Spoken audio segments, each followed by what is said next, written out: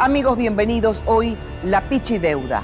Hace 11 años, 61 diputados destituyeron al Tribunal Constitucional y a la Corte Suprema de Justicia.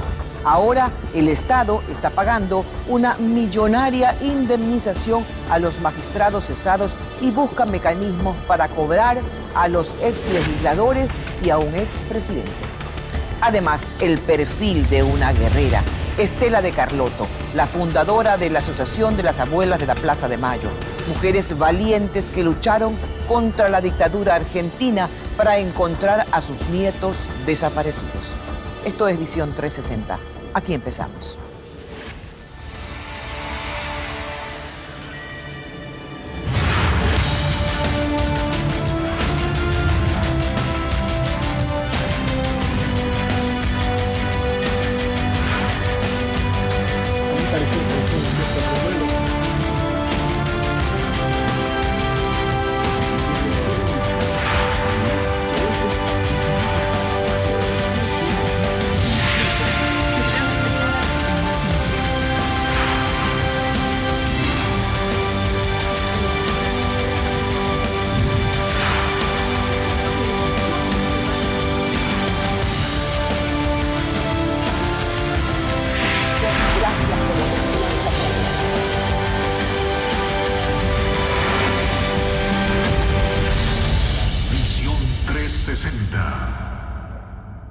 En diciembre de 2004, una mayoría del Congreso, en convenio con el gobierno de Lucio Gutiérrez, destituyó al Tribunal Constitucional y a la Corte Suprema de Justicia. Luego nació la polémica Pichicorte. La nueva Corte, elegida políticamente, consiguió archivar casos emblemáticos de corrupción. Sin embargo, los magistrados cesados demandaron al Estado ante la Corte Interamericana de Derechos Humanos y ese organismo ha fallado a su favor, condenando a Ecuador a pagarles un total de 14.5 millones de dólares. Hernán Higuera y Juan Pablo Vintimilla nos cuentan cómo la actual Asamblea Nacional pretende aplicar el derecho de repetición para que los 61 diputados que votaron a favor de la destitución de esos organismos asuman la indemnización.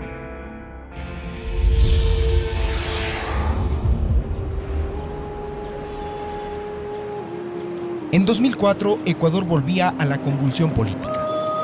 Un hervidero agitado principalmente desde el edificio del Banco Central, donde sesionaba el Congreso Nacional. Sociedad Patriótica, entonces el movimiento de gobierno, y el Partido Social Cristiano eran aliados. Pero las diferencias entre el presidente Lucio Gutiérrez y León Febres Cordero, líder de la bancada social cristiana, provocaron un tormentoso divorcio político. Ya desde la oposición, el Bloque Social Cristiano y la Izquierda Democrática pidieron un juicio político contra Gutiérrez, entre otras cosas, por el desvío de fondos públicos para la campaña oficialista en las elecciones seccionales del 2004. Ese intento de juicio político a Gutiérrez se desintegró en el Congreso tras una hábil jugada del entonces ministro de Gobierno Jaime Damerval, que logró bajas en ambos bloques opositores. Mi deber, por supuesto, que es dividir a la oposición para que no alcancen el número de votos. Sin embargo, la amenaza se mantenía en el ámbito penal. Sobre el gobierno gutierrista se extendía la duda de haber recibido dinero del narcotráfico para la campaña presidencial del 2002. Lucio Gutiérrez fue inevitablemente salpicado porque el exgobernador de Manabí y su amigo personal, César Fernández, fue sentenciado por ese delito.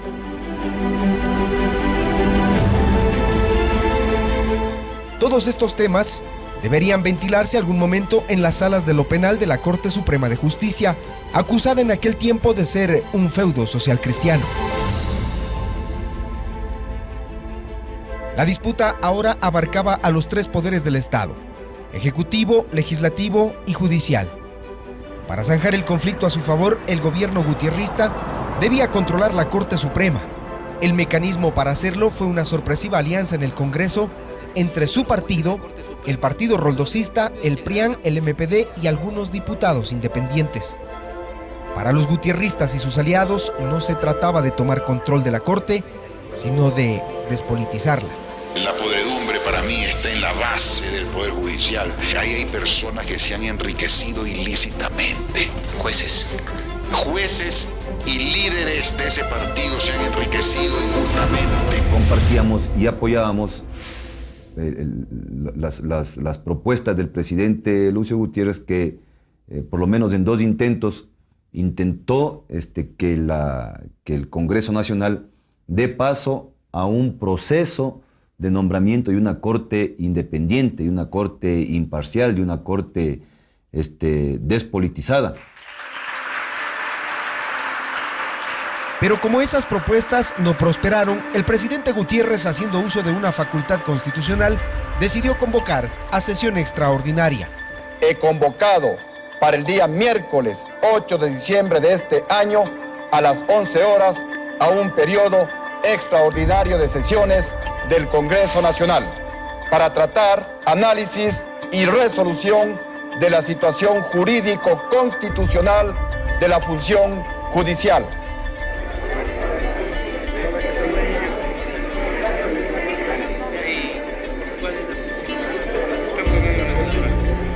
En una maratónica jornada que se extendió hasta la madrugada del 9 de diciembre, las fuerzas políticas se medían.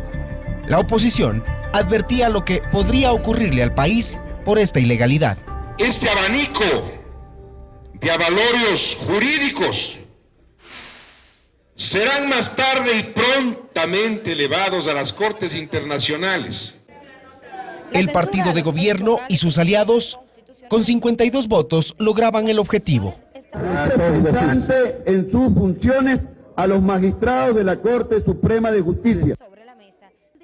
Y ya con los nombres listos, procedieron a nombrar una nueva corte. Que esta mayoría es gobernista o que esta mayoría es para que retorne Abdalá Bucaram es totalmente falso. Ni es mayoría gobernista, ni esto garantiza el retorno de Abdalá Bucaram. Lo que sí es cierto es que vamos a tener una justicia por lo menos más plural. Ahora se han repartido la torta de la Corte Suprema y de toda la estructura judicial.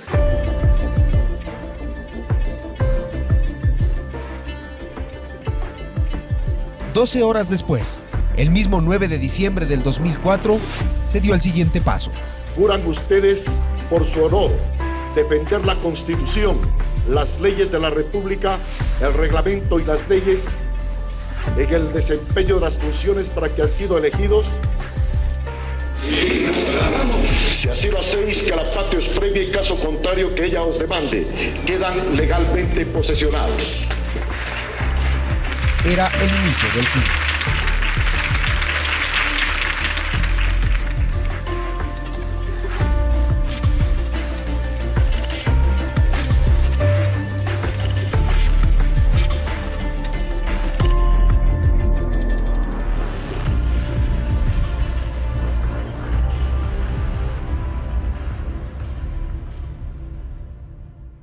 Ellos no tenían las 2/3 partes de los legisladores.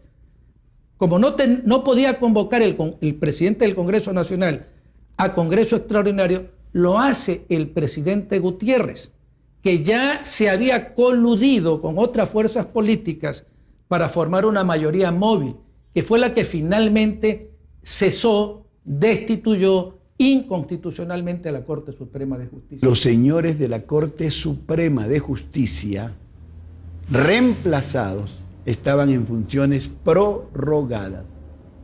Estoy hablando de que ellos tenían funciones hasta enero del 2003 y el Congreso Nacional adoptó la resolución el 8 de diciembre del 2004.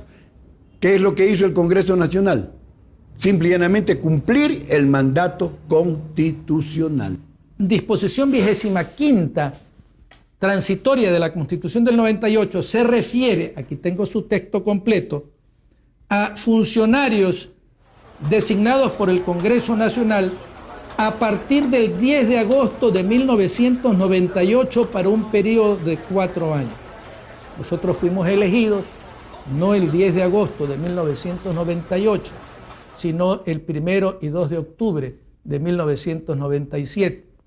No fuimos elegidos para un periodo de 4 años, sino que fuimos elegidos sin tiempo de duración fija. ¿Usted volvería a votar para destituir a la Corte Suprema? Hasta mi muerte volvería a votar, porque yo pienso, para todos los ecuatorianos, esa Corte fue mortal y posiblemente una de las cortes más corruptas que hubo en el Ecuador. nosotros actuamos políticamente en un entorno político y dependíamos de las decisiones de un partido político, lo cual está bien. Actuamos orgánicamente de acuerdo a lo que el partido político al que pertenecíamos nos dispuso en ese momento. Con esa convocatoria a Congreso Extraordinario, entonces, ¿qué es lo que usted quería? Que se analice, que se busquen correctivos. ¿Con qué resultado? Sobre la situación jurídica. ¿Cuál era el resultado idóneo que usted quería? Esa es la responsabilidad del Congreso bajo sus atribuciones. Pero mi responsabilidad, ingeniero, ¿qué es lo que usted quería? ¿Cuál era el resultado lo usted que quería? Todos los ecuatorianos queremos. ¿Qué era que haya independencia de la justicia, que la justicia no esté politizada. Sin embargo, la intención de despolitizar a la Corte no fue más que un discurso. El presidente puede decir lo que él puede decir, puede ordenar lo que él quiere ordenar. Nuestra decisión es de desconocer la resolución del Congreso porque eso es a todas luces inconstitucional y ilegal.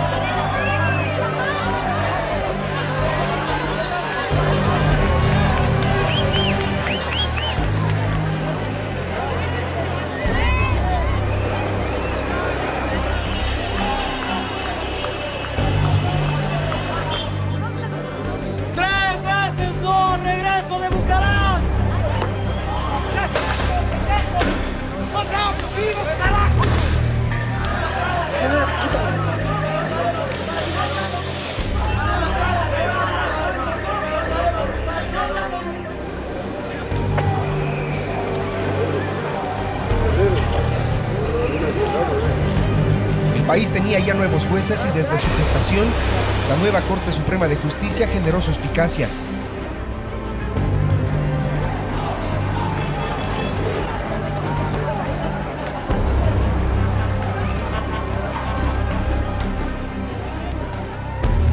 Entraba la Pichicorte y un invitado especial, el abogado del exiliado expresidente Bucaram. Te vengo invitado a ver. ¿Quién invitó? La Corte. Pronto develó que nació de un pacto y para fines esencialmente políticos. Ramón Rodríguez fue su primer presidente y duró un mes. La presión social que desató la designación de esta corte lo obligó a renunciar. Al frente quedaba Guillermo Castro Dáger, quien buscó sin éxito la alcaldía de su natal Salinas con la bandera roldosista en las elecciones seccionales del 2004. Él era quien asumía los procesos contra su amigo, el expresidente Abdalá Bucaram. El doctor Castro, conocido como Pichi Castro, que hizo lo que tenía que hacer. Inmediatamente que se posesionó en su cargo de presidente, era el juez del caso, Bucaram declaró la nulidad de ese proceso, dando prueba de que efectivamente lo que se hizo, la destitución que se hizo en el Congreso, fue para facilitar la anulación de los procesos contra el señor Bucaram. Fiel a mis ideales era tratar de traer al abogado Bucaram. Y fue exactamente eso lo que ocurrió. ¡Aquí está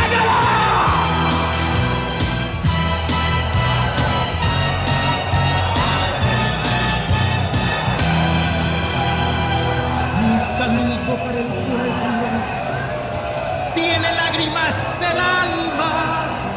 Hoy lo canto desde mi suelo. ¡Hace 8 años! ¡Pérez Cordero dijo! ¡No volverá nunca! ¡Lo voy a enterrar! ¡Antes de que muera lo destrozaré! ¡Ahora qué me dice! ¡Aquí está Galá! ¡Con el pelo más blanco! ¡Con menos pelo que antes! ¡Con 8 años más! ¡Más maduro! ¡Más sereno! ¡Más responsable! ¡Más tranquilo! pero más loco para romperle el alma a la oligarquía ecuatoriana, carajo. Junto a Bucaram se anularon también procesos penales contra el expresidente Gustavo Noboa, acusado de una supuesta malversación de fondos en la renegociación de la deuda externa, y contra el ex vicepresidente Alberto Dajic por el manejo de gastos reservados.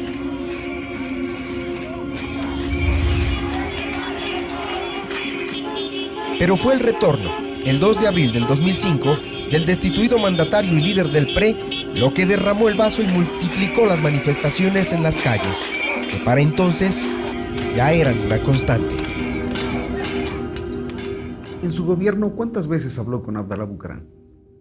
En el gobierno hablé, me parece que una vez, cuando fui al cambio de mando en Panamá, me pidió una cita el expresidente Abdalá Bucaram y lo recibí en el hotel. Ahí conversamos con el expresidente Abdalá Bucaram. Obviamente, pues, él habló sobre su situación personal, uno estar exiliado, lejos de la familia, lejos del país, realmente es muy doloroso. ¿Y cuál fue su respuesta? Yo me solidaricé con él y le dije pues que yo no puedo hacer absolutamente nada porque todos son temas de la justicia ecuatoriana, que ojalá pues él en algún momento pueda demostrar su inocencia. Yo respondo por mis hechos. ¿En esa reunión con Abdalá Bucaram en Panamá no se fijó algún pacto político? De ninguna manera, de ninguna manera, de ninguna manera. Y repito, no busquemos lo que no se ha perdido. La pichicorte duró 4 meses, pero al mismo tiempo el país convulsionaba.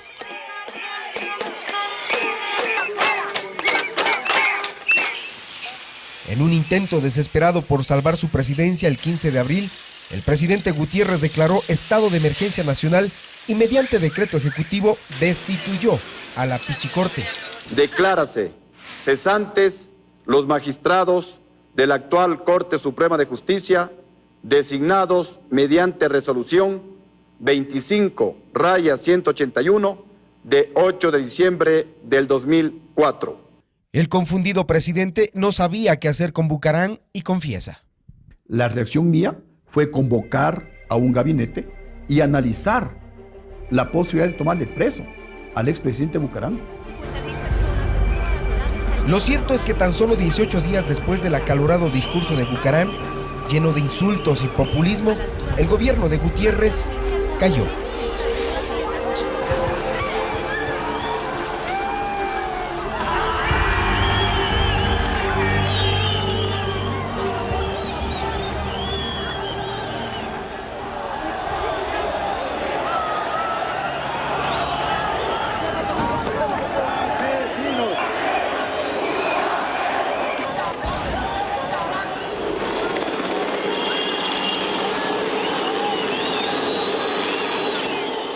La suma de estos sucesos dejó como resultado que Ecuador se quede 7 meses sin Corte Suprema de Justicia, un caos judicial y una marcada crisis institucional.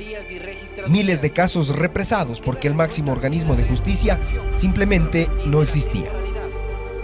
La pichicorte y sus acciones, como el retorno de Bucaram, costaron más que una caída presidencial.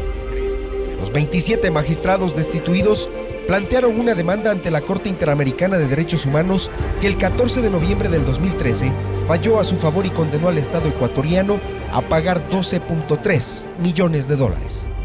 Pero el Estado ecuatoriano también deberá pagar $2.200.000 por el caso Camba Campos, porque 13 días antes del cese de la Corte Suprema de Justicia, el Congreso Nacional decidió declarar ilegalmente nombrados a los vocales y suplentes del entonces Tribunal Constitucional.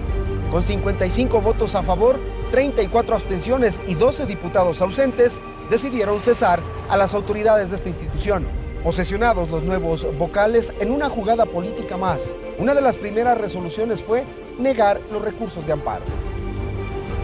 El expresidente Lucio Gutiérrez y sus funcionarios de gobierno, los diputados que cesaron a la Corte Suprema, así como los jueces, vocales del Tribunal Constitucional y hasta los policías que impidieron el ingreso de los magistrados cesados, se enfrentan a un posible pago de millonarias sumas de dinero.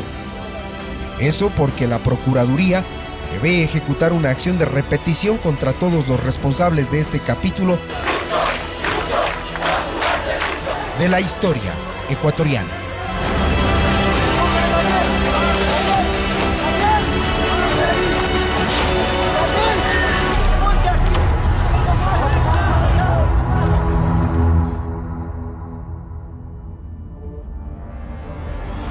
volver.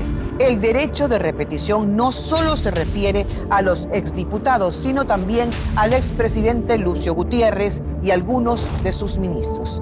Esto y más al volver.